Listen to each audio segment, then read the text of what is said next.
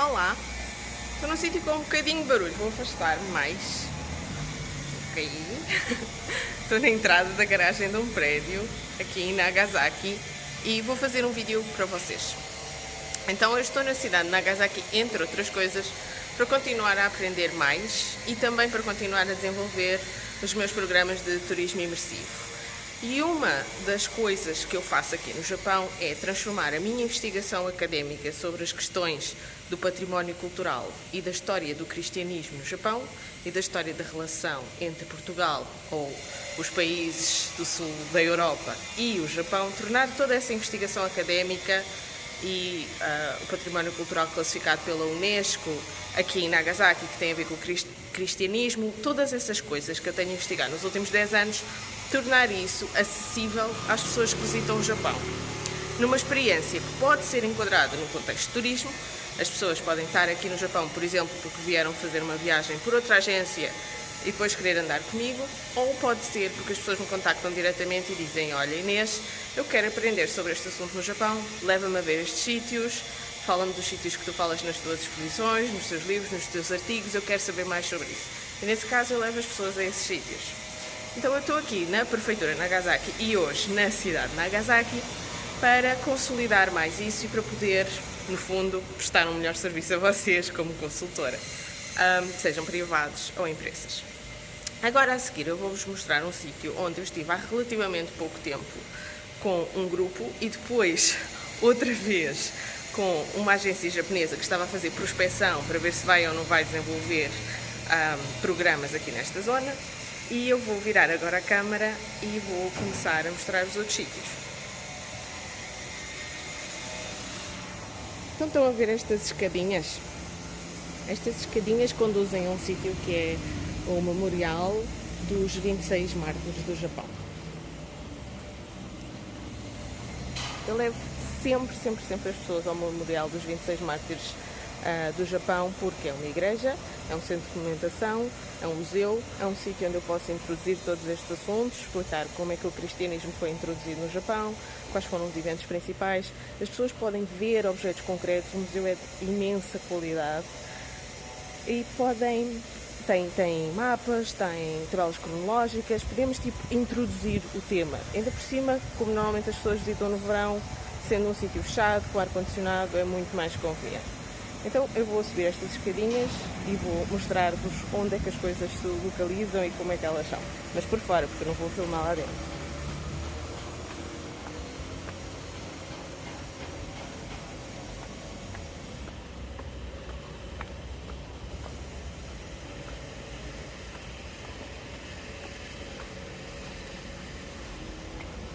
Isto já agora fica muito perto da estação de Nagasaki, portanto vocês podem vir cá ter se vierem de comboio ou autocarro para a estação central de Nagasaki.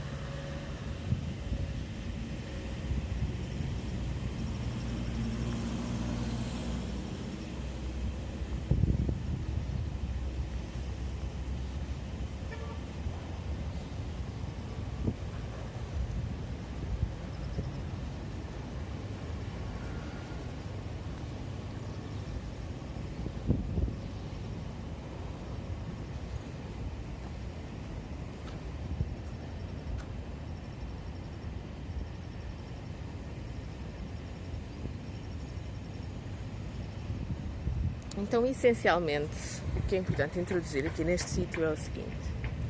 Aqui na cidade de Nagasaki, que tinha sido entregue a sua administração, a sua gestão, essencialmente tinha sido entregue na mão dos jesuítas, dos 6 bairros interiores da cidade. Isso já agora está no artigo que eu escrevi, já não sei a data, mas sei que ele foi publicado ou no Bulletin of Portuguese and Japanese Studies ou na Revista Oriente. Já não me lembro bem qual deles é que foi, sinceramente. Mas basicamente os bairros interiores da cidade de Nagasaki durante algum tempo estiveram sob a administração dos jesuítas. Quando a administração da cidade de Nagasaki foi recapturada por Toyotomi Hideyoshi, porque queria ter mão acerca do que estava a acontecer na cidade de Nagasaki para estabelecer o seu poder, e depois, mais tarde ainda, de uma maneira mais eficiente, pelo shogunato Tokugawa, porque o shogunato Tokugawa, esse sim é que criou um departamento, digamos assim, um critério de administração da cidade de Nagasaki, que se chama Nagasaki Bungyo, que é o governo da cidade e prefeitura de Nagasaki, e esse governo não estava dependente de outro daimyo, não era outro daimyo, não era outro senhor feudal que governava Nagasaki, era diretamente o shogunato Tokugawa, através dessa figura administrativa que era o Nagasaki Bungyo. Então a recaptura política da cidade de Nagasaki aconteceu ao mesmo tempo em que se enfatizou os éditos de proibição do cristianismo, que já tinham sido emitidos vários antes, começaram logo a ser emitidos ainda no século XVI, mas os éditos de proibição do cristianismo foram sendo progressivamente mais intensos e foram sendo progressivamente mais efetivos, porque efetivamente os levaram a cabo, ou seja, fizeram medidas concretas. Isto é como criar uma lei base e depois criar leis que aplicam essa lei base. Foi basicamente isso aqui que aconteceu. Estou a super simplificar para não chatear as pessoas do vídeo com demasiada história. Então aqui, neste sítio mesmo onde nós nos encontramos, este sítio era uma colina que tinha um planalto e que este planalto estava diretamente voltado de frente para a direção do cabo que conduz a Nagasaki. Portanto, quando nós nos aproximamos de Nagasaki por via marítima, que era como as pessoas faziam na época, entramos por um canal marítimo com montanhas dos dois lados. É por isso que o porto é tão bom, é muito protegido, o nível das águas é muito estável, é protegido das tempestades, etc. É um porto maravilhoso. E quando as pessoas se aproximavam vindas de barco de Nagasaki, este planalto era a primeira coisa que viam, um nível alto ao fundo. Então este sítio era muito importante para os cristãos como marcação, ter uma cruz, ter uma igreja, etc. As pessoas virem cá rezar, etc. Mas também era um sítio que o governo local de Nagasaki percebeu que era muito eficiente executar aqui as suas sentenças, do ponto de vista de aplicar castigos, incluindo pena de morte, porque isso fazia com que fosse muito visível tanto do centro da cidade onde a população vivia, isto está dentro dos tais 6 bairros interiores, como da parte de quem se aproximava de barco. Então houve um episódio terrível, que foi a execução de 26 pessoas, japoneses, maioritariamente, que estão ali representados naquele mural, que é uma comemoração em memória desse evento. Essas 26 pessoas que foram aqui executadas, em vários níveis de tortura diferente e de crucificação, que eu não vou entrar em detalhes neste vídeo, foram aqui deixadas, depois da execução propriamente dita, para continuarem a ser visíveis para quem se aproximava da cidade vindo de barco. Isso aconteceu em 1597, aqui. Obviamente, naquela altura, e dentro da lógica de como funcionava a Igreja naquela época, também na Europa, por exemplo, e de como já funcionava a Igreja muito antes, a criação de mártires normalmente tem o efeito oposto, ou seja, enfatiza a febre messiânica e alimenta os movimentos de evangelização. Então também aconteceu isto aqui em Nagasaki, houve mais martírios depois deste. Ou seja, em vez da população se sentir desencorajada de professar o cristianismo, foi ao contrário. Ali podem ver a igreja que se construiu também como este monumento e como museu e centro de interpretação e documentação que está atrás. Todas estas coisas foram construídas já nos anos 60 do século XX, quando houve depois do, por exemplo, Vaticano II, não é? Toda a igreja se renovou em todo o mundo, aqui também. E houve um movimento de criação de monumentos, memoriais, igrejas novas, centros de documentação, estudo sobre a história do cristianismo no Japão. Houve assim um boom aqui no Japão nos anos 60. Então agora vou-me aproximar um bocadinho mais do monumento para vos mostrar.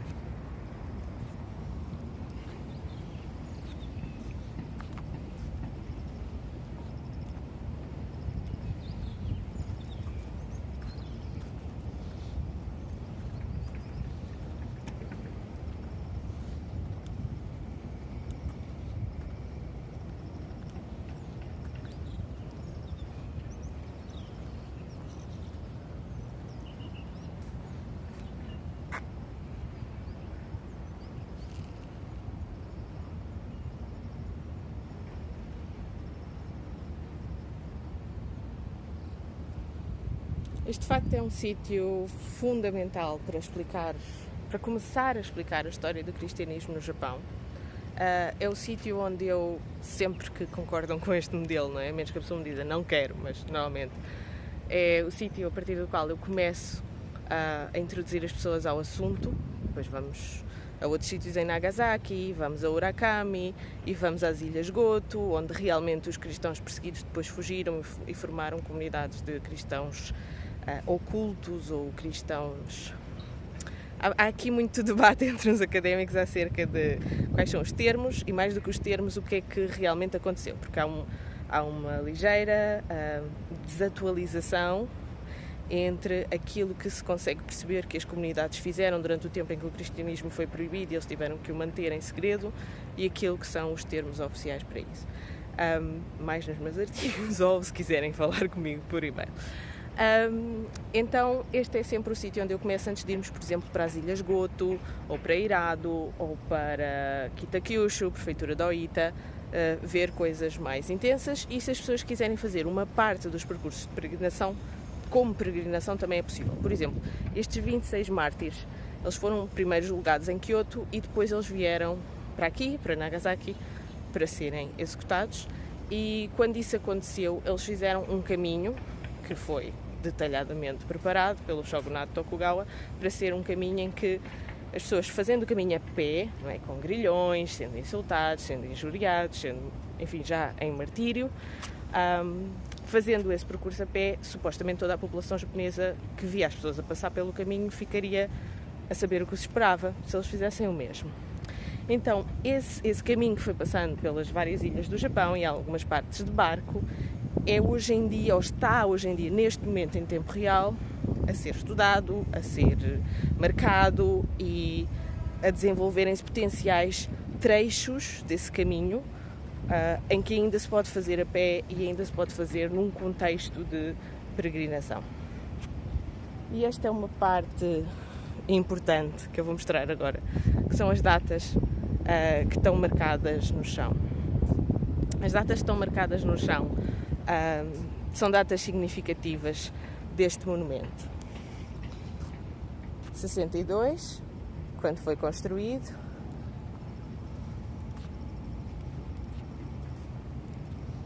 E também as datas das beatificações e de outras datas relacionadas com o processo dentro da Igreja Católica que fez com que estes fossem considerados santos e beatos. E aqui está a lista completa da cronologia dos acontecimentos.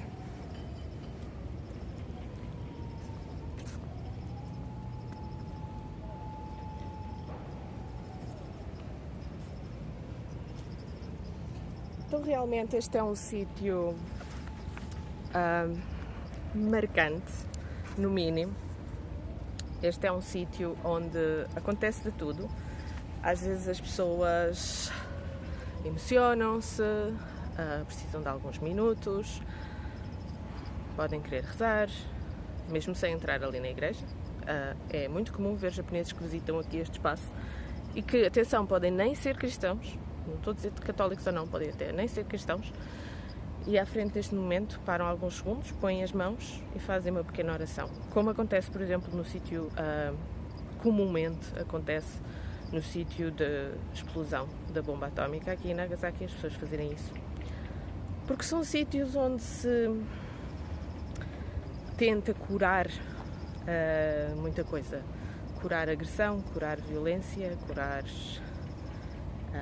purificar esse tipo de energias através de continuarmos a ir lá e dar-nos a nós um minutinho para pensar no que aconteceu e em porque é que os seres humanos fazem estas coisas uns aos outros, sem ser manicaísta, sem ser... Por um lado, há pessoas que têm o discurso: os missionários fizeram mal aos japoneses porque introduziram uma religião que só lhes trouxe sofrimento, ou o discurso: os missionários traíram os japoneses porque não os salvaram dos martírios. Por um lado há isso. Por outro lado há o discurso: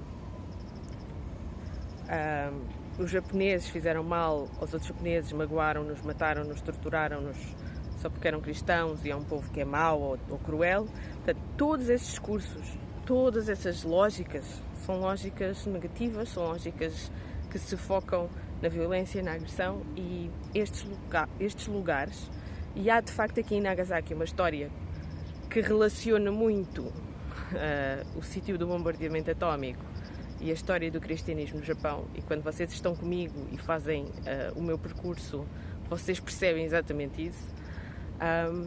E esses sítios são sítios de cura, são sítios de encontros, são sítios de parar um momento e pensar no que é que andamos aqui a fazer uns aos outros. E são sítios que eu acho que fazem falta em qualquer percurso no Japão, mesmo se as pessoas só estejam no Japão para ver o Japão tradicional. Eu acho que virem ao Japão e não verem Nagasaki, sobretudo se forem portugueses, é um grande desperdício, no mínimo. E também acho que virem ao Japão e verem Nagasaki só turisticamente, também acho que é um grande desperdício. E turisticamente é assim muito no senso comum, numa de só comer e divertir-se e sair à noite e passear, sem esta história pura e dura. Ainda ontem à noite estive com um amigo meu, que é o Sr. Shigeru, e o Sr. Shigeru levou outro amigo dele para o jantar, que apareceu assim de repente, eu não conhecia lá nenhum. E pronto, como sempre nestas coisas... como sempre nestas coisas, nós estávamos a conversar e a petiscar e tal. E depois o Sr. Shigeru... porque ele apresentou o amigo dele como um colega meu que eu conheci, porque trabalha numa organização que vai à prefeitura muitas vezes, e eu estou no departamento de urbanismo e falo muitas vezes com ele. Ok, é um colega de trabalho que ele trouxe para nós conversarmos, tudo bem. E depois, assim, muito candidamente, vai mas ele é da Associação de Sobreviventes da Bomba Atómica.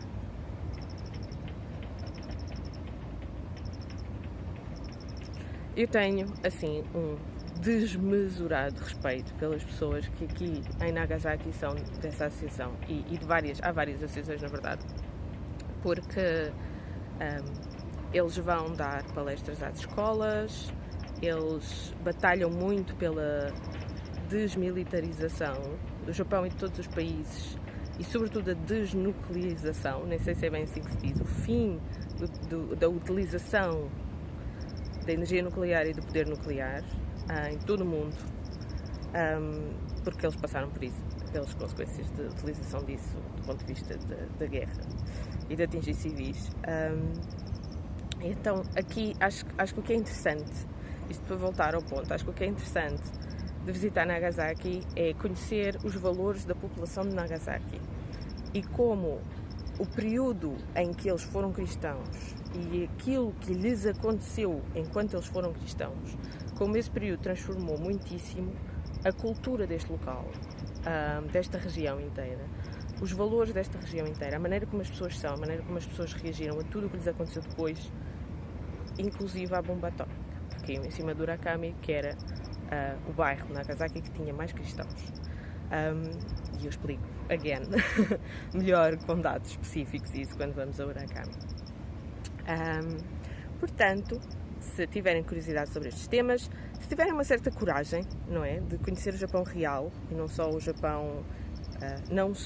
Japão instagramável. Não estou a dizer que isso não é interessante e ver templos vermelhos espampanantes e torres douradas e geishas e sushi e samurais. Eu não estou a dizer que isso não faça parte da vossa experiência, mas não se ficarem só por aí e fazerem da vossa viagem ou da vossa experiência no Japão algo que também é mais educativo e que também é mais imersivo e que também é mais transformador, e incluir também sítios onde vocês podem estar com japoneses a falar sobre coisas que interessam à vida dos japoneses, à sua vida política, social, à sua história, aos seus valores e realmente conhecerem outra civilização, outra timeline, outra realidade, incluindo na vossa viagem. Então eu espero que tenham a oportunidade de vir, que eu tenha a oportunidade de vos conhecer e de vos passear por aqui, e eu vou continuar a mostrar assim pedacinhos de Nagasaki até me ir embora.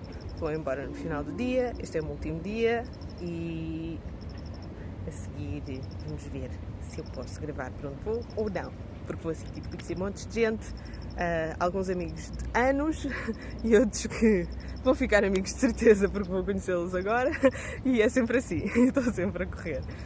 Uma grande beijoca para todos aqui num sítio muito especial, onde é mesmo importante focarmos no amor que temos uns pelos outros e não em tentarmos mudar os outros para eles caberem na nossa caixinha.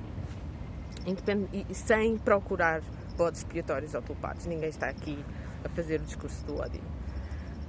Um grande beijinho para todos e até ao próximo vídeo.